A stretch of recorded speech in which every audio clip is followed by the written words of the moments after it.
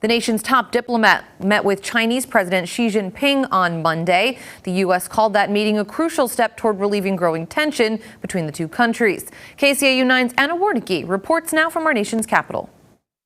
U.S. Secretary of State Antony Blinken admits his trip to China did not result in any major agreements, but he says he made progress, and he says both sides will continue to work to ease tensions.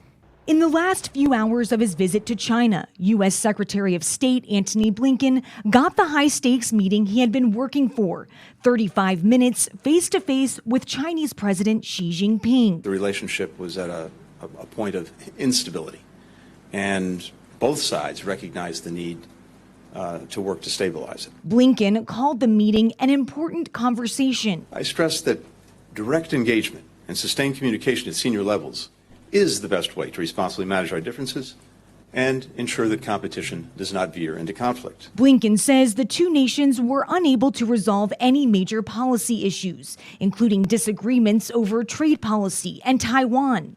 And he expressed disappointment that China remains unwilling to resume military-to-military communication to avoid an accidental conflict.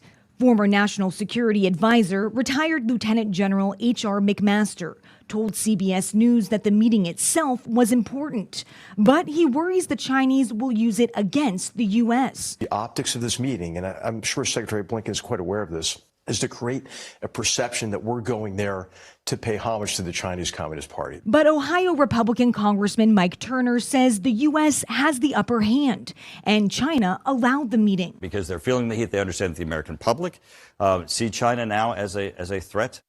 Blinken says it's critical that the two countries continue to talk. He says that the Chinese foreign minister has accepted an invitation to visit the U.S. in the weeks ahead. For now, in Washington, I'm Anna Warnicki. Back to you.